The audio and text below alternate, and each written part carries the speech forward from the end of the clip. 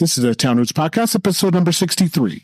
Welcome to the Town Roots Podcast, the podcast of, about, and for Oakland. No matter if you live in the town, do business here, or are visiting, we have something for you. And now, your hosts, Anthony Wilson and Vincent Hayes. Today we're talking to Destiny Muhammad. Hi, Destiny. How are you? I'm well, Anthony. And you? Doing fine. Vincent, how are you doing? I'm good. Destiny, how you doing? I'm doing really good. It's good to meet you as well, Vincent.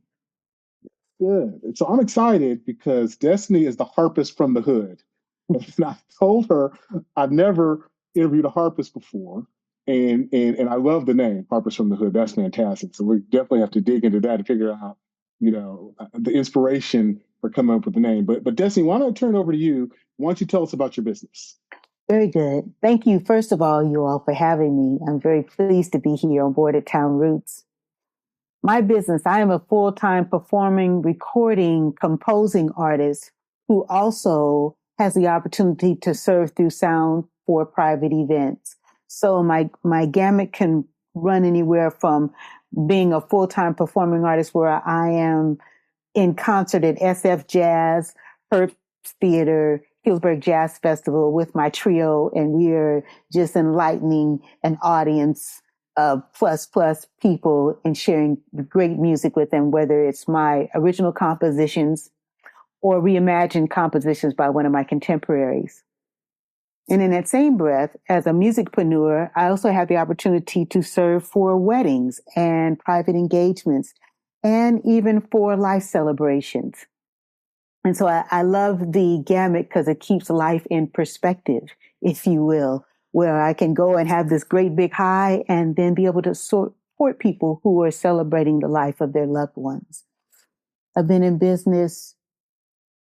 I've been really fully in business for 30 years, but really focused in business as a musician, I want to say for the last 26, 27 of those years, getting a business license and such.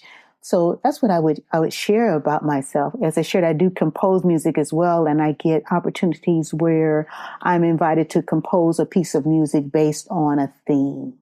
And I did at least maybe 2 or 3 of those last year, and have one of 20 who have been invited by the San Jose Jazz Festival to compose a piece of music for the festival. That is nice. Very impressive. Now, I want to hear the story of how you got started with the because the harp is not an easy instrument, right? I mean, it's big. You can't carry it around. I assume you started as a child. Nope. Oh, you started as an adult. Mm-hmm. Oh, I definitely. So tell me, how'd you get started with the harp? So when I was 9 years old, my parents we were moved from Okinawa, which is a small country adjacent to Japan, back to the United States in 1970. Mm-hmm. And so my parents went through a divorce, and we went from having a whole bunch of stuff to zero. And so we're staying with my aunt in Compton, California. So we go from Okinawa to Compton in 1970. Okay. You already know. Is that military related? Military. My dad I'm a squid kid. My dad was in the Navy. So we moved to Compton, staying with my auntie, and my mom's trying to figure out how she's going to raise 3 little girls. I'm the oldest. And there's a segment of I Love Lucy, a show that's been in syndication for many years. There was a man who was playing harp by the name of Harpo Marx. Yeah. He was one of the harp brothers, the Marx brothers, rather. Yeah. And I saw that, and I said, that's what I want to do when I grow up. And I went to go tell my mom, I want to play the harp. She said, shut up. You know how black mamas are when they're a little stressed, so I got love for black mamas. You stress, I'm trying to put on food, and you talk about harp. So I didn't say anything else again for many years, and we were trying to navigate through the whole welfare system, moving, and just having a life. So in between that 9-year period of time to when I got my harp later, I became a barber, went to high school, really wanted to go and learn more about music, but my family was still struggling. So I became a barber right out of high school, got my barber's license, started to cut it up, and even went on while living in the projects in Southern California, opened up a barber shop, literally 5 blocks up the street where we lived in the projects. So I'm cutting hair and thinking that's what I'm going to do. And for you barbers out there, you know, barbering is lucrative. Mm-hmm. Lucrative. So I'm doing well and thinking this is what I'm going to do. And about 1991, I started dating a man whose best friend is a harp builder in a little town not too far from here called San Juan Batista. Mm-hmm. And in 1992, I got my first harp at the age of 30. And I started studying. And I eventually, I knew that I had this dream and it was being brought back to me. And regardless of how old I was going to do it anyway. So me and my boyfriend at the time left San Pedro. I turned my barbershop over to my mom and we moved to the Bay Area. And I literally started playing at farmers markets. And I mean, I played Old Oakland, downtown Oakland, Jack London Square, what's the Grand Lake. I played at every farmer's market to build my confidence, to practice, and really to get myself out there. And I will share with you. I remember, I think I met Kathy Adams, who is the Chamber of Commerce, the Black Chamber of Commerce president. I believe I met her at one of those farmers markets light years ago. And so I'm at the farmer's market. I'm at the Jack London Farmer's Market, and I'm doing my little spiel. Hi, my name is Destiny Muhammad, and I'm here at the Jack London Farmer's Market. And I don't think I started with the Jack London Farmer's Market meets every Sunday, rain or shine, from 10 a.m. to 2 p.m. And my name is Destiny Muhammad, and it just came. I'm your friendly neighborhood harpist from the hood, letting you know it is all good here at the Jack London Farmers Market. People laugh they howl. Harpist from the hood. So it stuck. And I was like, for real, I might as well. It's the truth. It's the truth. I don't downplay those early beginnings. All of the hood life, as my folks would call it. And I even have hood as an acronym as a part of another portion of my life in the music, but I don't downplay that. And I let folks know I come off with this smoothness with my beautiful girl harp here. Her name is Paloma, but don't get it twisted. I keep that hood right at the edge. Get ignorant. So Harpist from the Hood. Oh, I love that story. That's when you started. That's not what I was expecting, but I love it. I love it. It's a long way, but the shortest way. So were you self-taught, or how did you teach yourself how to play? That's such a wonderful question. So when I got my harp in May of 1992, I started I don't know if you can really hear it this good. Oh, yeah. I would do that every morning before I would go to my barbershop, every morning. And then I said, I think I probably should get a teacher. So my first teacher was a woman by the name of Paula St. John, who lived in a little town called Long Beach, not too far from there. And then I subsequently moved to a place in Palos Verdes where I started studying with a woman by the name of Stephanie Kaufman Osborne. And she really pushed me. Because she said this, when I came to get lessons from her, she said, and how old are you? I said, I'm 30. And she said, and what do you want to do? I said, I want to learn how to play harp. She said, I've been playing since I was about 12. I'm 29. I don't mess with the old ones. They don't stick. I was like, damn. So, she said, you need to come to me with a plan. She said, and this is what I'll tell you. Harp lessons back in 1992 through her were, I want to say like about $25, $35, not even that. It was about $15 for half an hour. I had to pay for the whole month in advance. And if I missed a lesson, it didn't roll over to the next month. I had to figure out how I was going to make those lessons. And so Stephanie pushed me. And when I told her, I want to say about a year and a half into playing with her, working with her as my teacher, I said, I'm moving to the Bay Area. She said, oh my God, I'm so jealous. You are going to flourish in the Bay Area. And she was right. She was right. She would put on recitals because I was her oldest student to help me to get through things like stage fright and playing just in front of people. And so I was her oldest student at 30. She had another young lady at 15, another young lady at 7, and a baby at 5 hanging around in Huggies. And we were all playing Twinkle, Twinkle together. Oh, that's so amazing. So you at 30, you decided to you got your harp, you started to get lessons, and then you're playing in the farmers markets. And so when did it become real that like you had talent and that you really started to showcase it was real for me, the fact that I had the nerve to actually even go out and play at a farmer's market and walked up to a manager and said, and saw that they had music every Sunday or whatever market it was, because I played at several, sometimes throughout the week.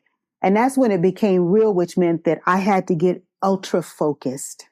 So it was real for me at that point, even though the markets at that time didn't really have money to pay anyone to come out. So I played for tips, and I had to pay for my own parking when I would come up. So they didn't give vouchers or anything like that. Sometimes the farmers were very generous, and they would give me like fruit and food, during the time. I remember one time I played at a farmer's market, and I had a whole bag of fresh organic strawberries. I had to hurry up and share those with folks, because that organic, it'll go bad pretty quick. And so I share that is that it was real to me, which meant that I had to get focused. So regardless of what the songs were, which were the early book stages of music learning, as I shared Twinkle Twinkle, they were hot. Any of you who've ever studied music, Hot Cross Buns, Yankee Doodle, all of those sounds became very real for me. So I took them very seriously. When I first started playing at the farmer's market, I had 3 songs and 4 hours to fill. So that means I had to learn improvisation very quickly as well with those songs as well. So it was real the minute I sat onto the grounds of the farmer's market. And what I learned from my husband, who I met a few years after I had moved here, about 3-4 years, is that I had to treat every experience as though it were the big stage. So it wouldn't be a surprise to me when I did, quote unquote, hit the big stage. It's actually a perfect segue. So what was your first live event on the big stage, and like how did you prepare for it? Wow. I'm trying to remember what was my first. I want to say I had been invited to play at the Paramount as a part of a opening act, or a segue, if you will, into a comedy session. It was happening at the Paramount downtown Oakland. Again, this is the light years, and I was playing with a conga player, a Congolese musician who was playing on drums, and he and I had been playing a little bit before. And that preparation was just really seeing that I was going to be playing for, I think that venue seats about 1,900 people. So I only had 10 minutes. So I had to come out hitting it pretty hard, So I came out, I had done an arrangement for myself of Motherless Child. And I think I came out singing first. So when I sat down at my harp, I was able to go into it, and he accompanied me. So like I say, I had 10 minutes. I think I did that song and one other. We thanked the audience. They gave us a round of applause, and we came off of the stage and thanked everybody for having us. And so what was that experience like to do a live performance and with a harp? And I don't want to come off as being so, like uninformed about the arts, but that's not like the typical instrument that people go to or go for when they want to learn an instrument. So how was that experience for you, and how was it received by the people that were there that night? But that night, folks were excited. One, like you said, it was definitely the unexpected. I'm sure that folks felt like I was probably going to come off with some Debussy Tchaikovsky piece, and I come out singing Motherless Child and starting out with a Yoruba chant. That was not what folks expected to happen with this instrument. And definitely, and I'll say this in all fairness, is that most people are not expecting someone who looks like me to come and play this instrument. There are more of us now, and we generally know one another or know of each other. But most people don't expect to see a Black female or a Black person in this millennial, even though when folks will ask me the question, well, I never thought that Black people played harps. And I said, have you ever seen the hieroglyphs in Egypt? Oh, yes. Go and look at it again.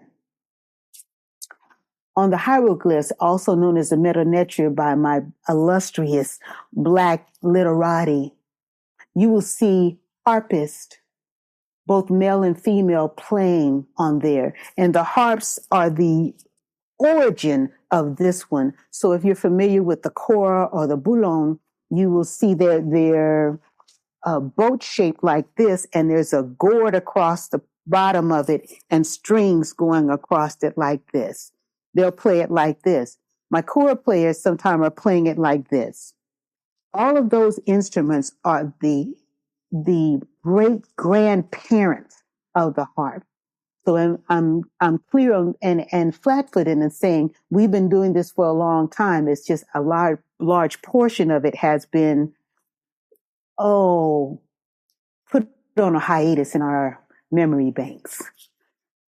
Hey, I love this, Destiny. I want to ask you this. Yeah. So a lot of times, athletes and performing artists will say that applause that you get is addicting, right? That you cannot sort of replace that with anything. Tell me how you felt the first time you were on the stage and you got this round of applause. What did that feel like? It took my breath away. I will share that. It took my breath away that. And even now, after 30 years, when I get applause and standing ovation, it takes my breath away that folks are receiving what I wanted to share with them. It just takes my breath away that even after 30 years, folks are saying, wow, I never expected I would meet a harpist, one who looked like me or one who looked like you and who had a different slant, if you will, on what music could sound like, even playing a contemporary piece. Mm-hmm. Now, you say that a lot of people approach you with saying, hey, I've never thought I'd meet a harpist that looks like me, it looks like you. Do you consider yourself a trailblazer? No, I am standing on the feet of jazz legend Dorothy Ashby, who hailed from Detroit, Michigan. Jazz legend Alice Turiya Sangeetananda Coltrane, the wife of John Coltrane. I stand on their feet. Those are my harp mamas. And when I'm really trying to learn really what harp's possibility are on these instruments, I go right to their music and I listen ad nauseum so that I can start to feel what my mamas are talking about. So as a trailblazer, no, I got too many people, and I'm clear about standing on feet and not shoulders. I know everybody else to talk about standing on shoulders. To make your target. No, I'm standing on the feet of my mamas and my daddies in the jazz world and just the ancestor world, because I need all of that protection and that love around me. And so I'm standing on the feet of those legacies. Mm-hmm.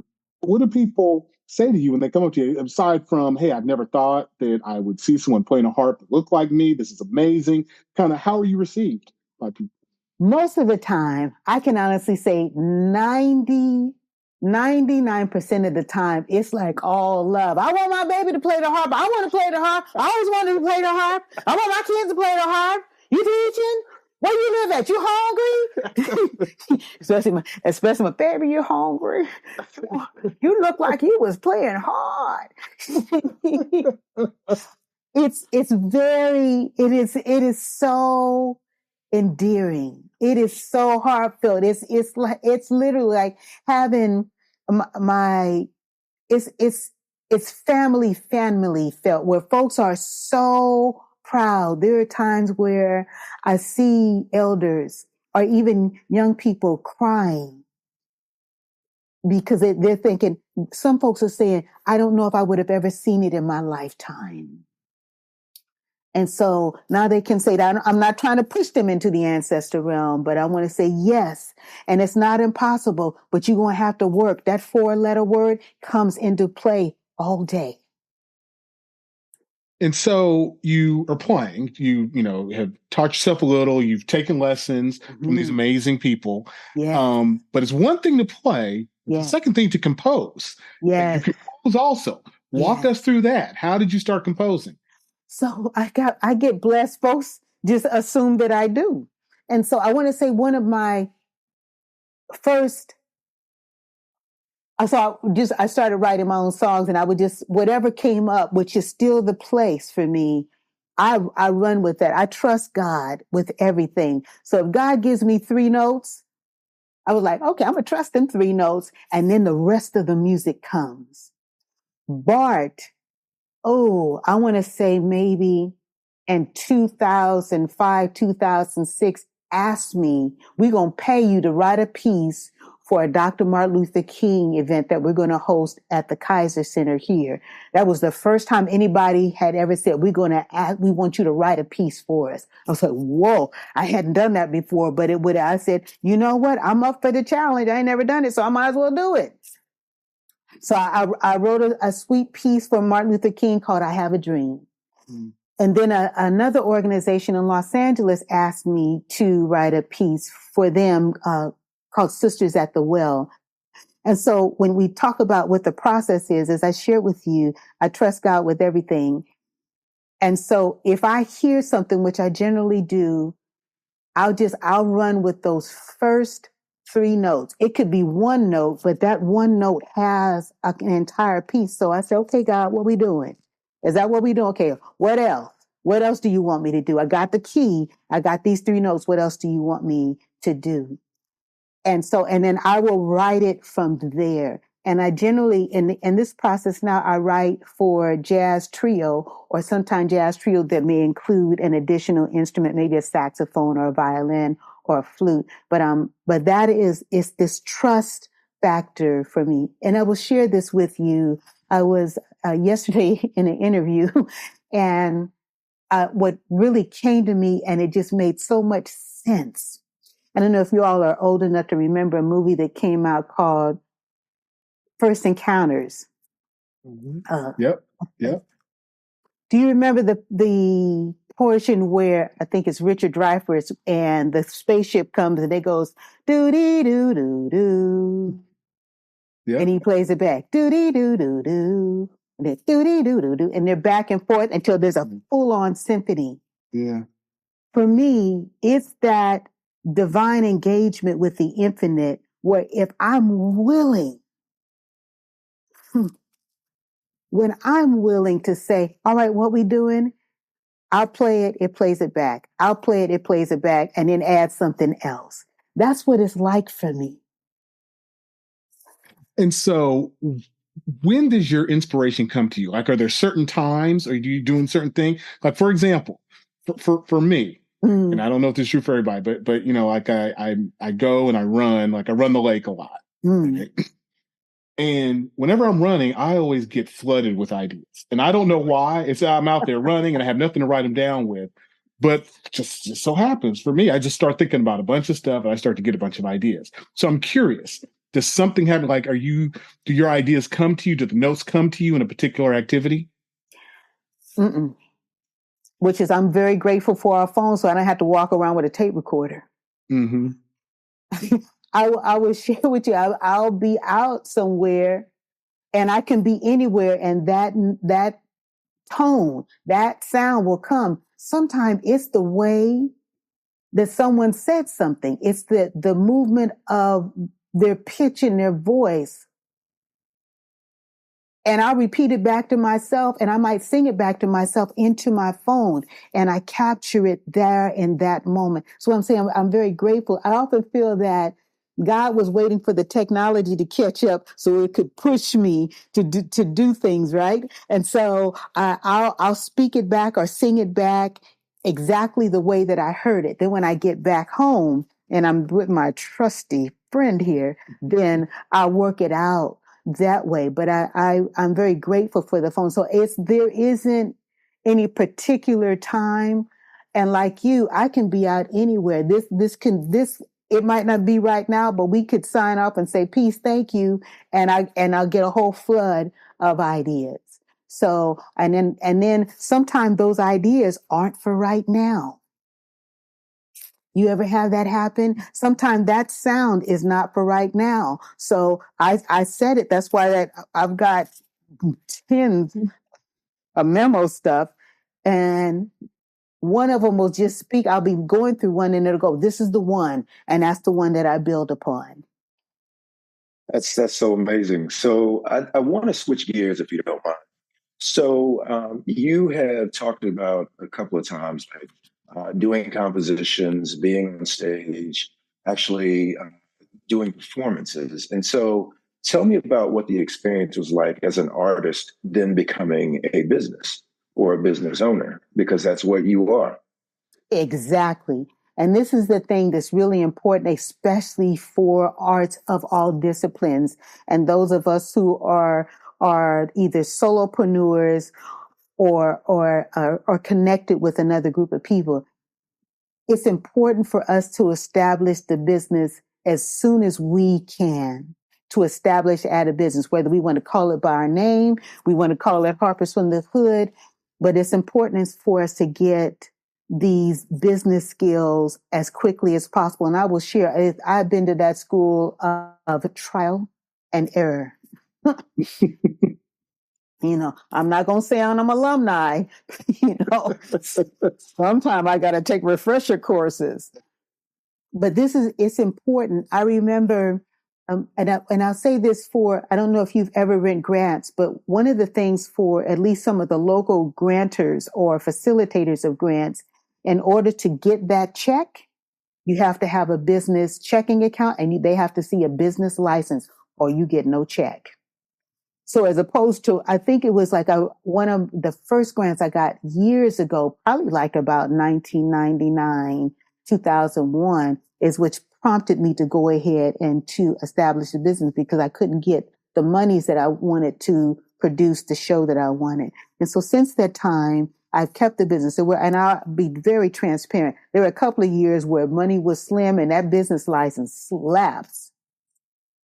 And even to a point where there was like no business and I had to figure that out.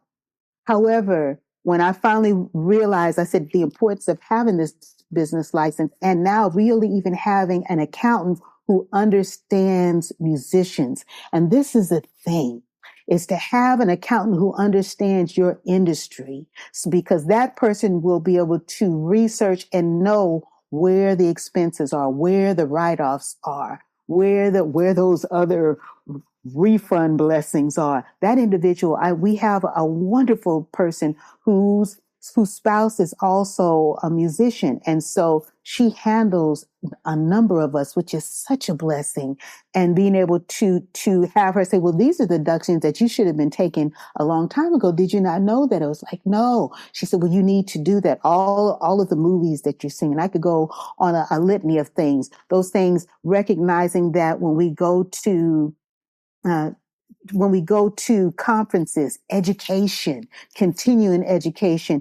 During the pandemic, I had subscribed to a few things. I call that online education, where you feel me? And so it's knowing that, and also as a business owner, continuing to educate ourselves in our craft, so that we can continue to better serve our clients, if you want to call them, or our community that now moves from physical to virtual. I've had the opportunity to serve through sound in Africa right from this spot, in Europe right from this spot, because large corporations have hired me to play for a virtual lunch. Lord, in our lifetime, I sit in front of a laptop with my sweetheart here and play harp for a virtual lunch while people are in the privacy of their own home.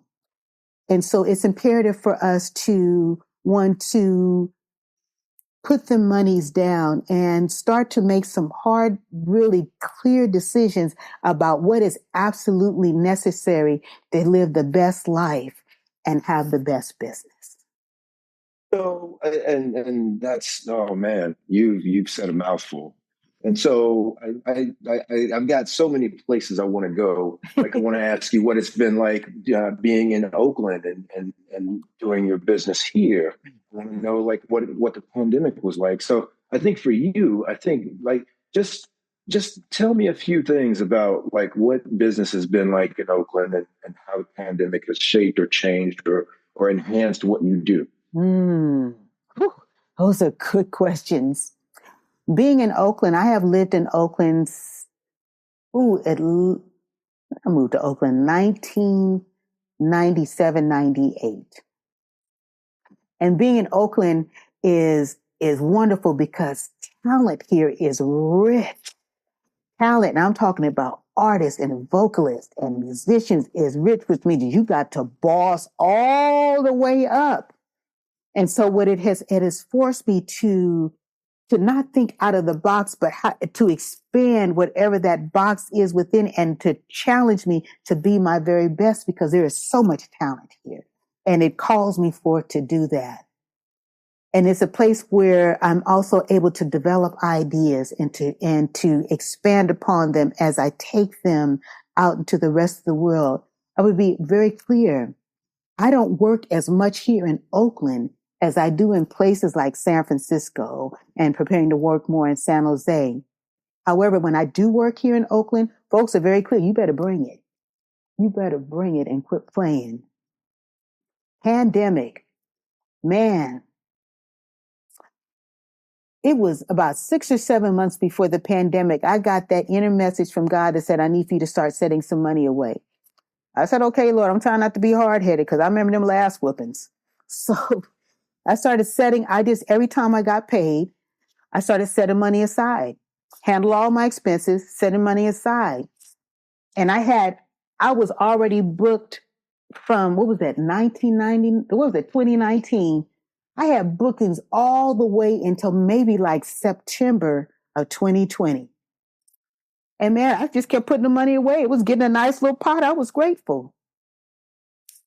Come about December, we started to get those inklings that something was up. And then I started getting some cancellations because folks didn't know what was really going to happen. I said, cool. And some of the folks really kind of said, you know what, don't worry about it. Just keep the deposit. I was like, okay. So I set their deposit aside just in case. January, those cancellations started to come in quick with a quickness. One woman who I was supposed to do her wedding in April, she had actually given me all the money in advance. I was already set, had her set list ready. She called me up. She said, your contract right here says that in the midst of civil unrest, epidemic, and a litany of other things, that you give me a full refund. And I said, you know what? God said, don't even argue with it. Give her all her money back. I said, yes, sir. So she said, oh, you can just send it back to me via Venmo. I said, I went to Wells Fargo. I got one of them big money orders like they have so everybody could see it. And I wrote out a small contract that said, I've given you back all of your money. You don't owe me anything. I don't owe you anything. And I trusted God because this is what we do.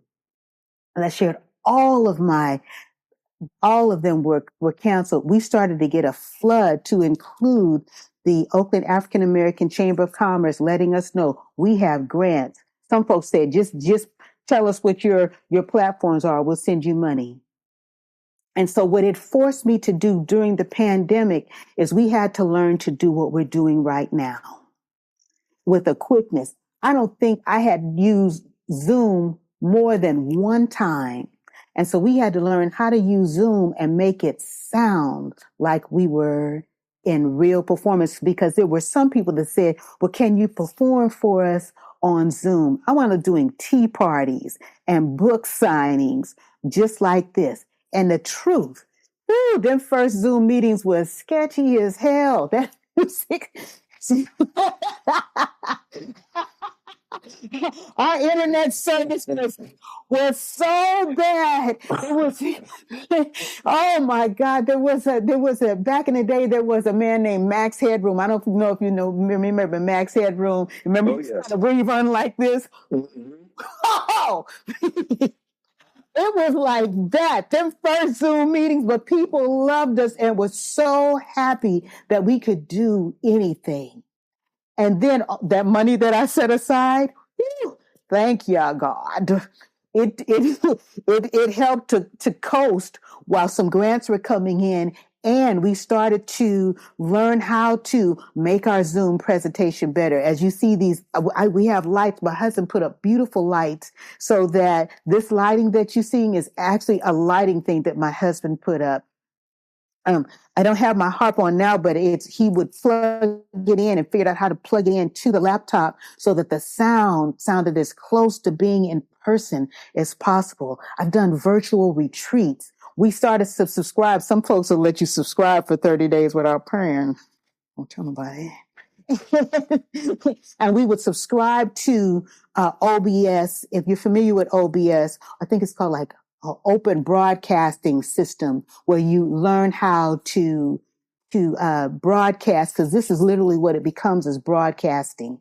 And we would go on YouTube and subscribe to somebody's channel. We would pay sometime only $7, $8. Some people were offering it for free because they knew they were artists. Then the city of Oakland bossed all the way up. And what they did is City of Oakland offered an 8-week course showing artists how to create your own green screens, how to set up lighting, how to make your sound look good. I mean, and it was 8 weeks, and it was some of the densest information, and it was free, and it was sometime an hour and a half twice a day.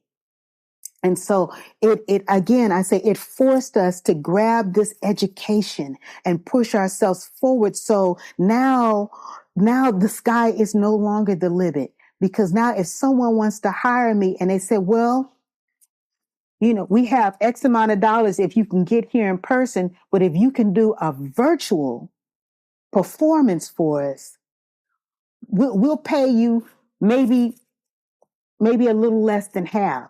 Sometimes that works. So I do performance from here. I can honestly say I've been blessed to be hired by Google twice, not just once. Postmates hired me again, and both of them, it became this opportunity. They wanted to know how was life for an artist during the pandemic. I play a little something, do this engagement with them. Next thing I know, I hear my Cash App go cha-ching. It's like, praise the Lord for the Cash App. So I can go on about the blessings of the pandemic, that it was hard, but it also forced me to have to learn very quickly. I did some composing of songs. I learned how to, I wish I could remember the name of this app, where I could record myself playing, send it over to another musician, and we have the video going, and he's playing along with me, which I have on my YouTube channel. I'm sorry I don't remember the name of this, but almost called it. But having to learn how to do these things, videotape ourselves, church services, I could go on. I didn't play for a funeral virtually, but it got close. So that's what I would say. It was a blessing. And even in this next movement of whatever we're calling it, the blessings are still in full effect. So that is fantastic. Thanks so much for sharing that. You're welcome. As we wrap up here, you've given so many tips, I think, in general to artists, to business people. And I love the University of Trial and Error. Right. And I think that is fantastic advice, because so many people think that whenever they come out with something, it's got to be perfect.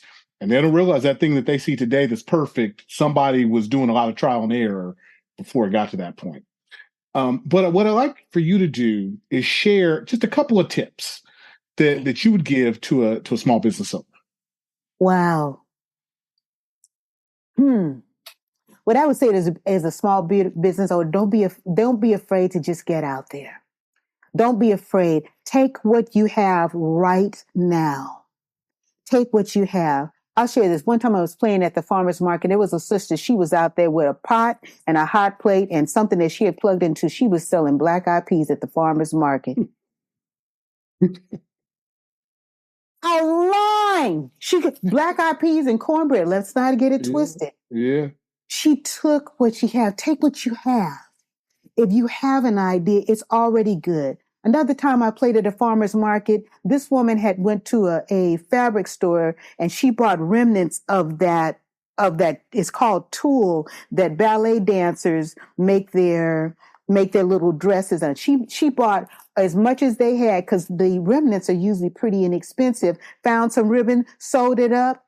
She sold those at the farmers markets for little girls. I will tell you, and I was specific. We were at Jacqueline and Farmers Market, and there was a fence. She hung up about 15 of them that she had made, bunch of different colors. Every little girl, I promise you, walked past one at one. She sold them for $10. Mm-hmm. She was out of that market in an hour. Mm-hmm. I still had 3 more hours to go. You feel me? Take what you have. When I first started playing at the farmer's market, I had 3 songs. What's your idea in its nucleus? That really you waiting to test drive it before you. No. If you hungry, you better figure out how to eat right now. Set some money. That's one. Set some money aside for taxes. Set it aside. Set some money aside for taxes. Treat your business with respect. Treat it with respect. Yes, my name is so-and-so, and I'm a full-time musicpreneur. I'm a full-time seamstress. I'm a full-time, this is what I do. Treat it with respect. Get a business card. Vistaprint. Go to Vistaprint and get some cheap cards from Vistaprint. Treat it with respect. Develop some type of a web presence for yourself. Have a social media presence for yourself. And take pictures of what you do. Pray and praise God for everything. If you made $1 that day, $1 the Lord, we rich. You feel you want more, but you ain't praising for what you got. Stop it. Praise God for what you have. Treat those monies with respect. Be kind to people. And remember, I said kind, not nice. Nice is something else. Be kind to people.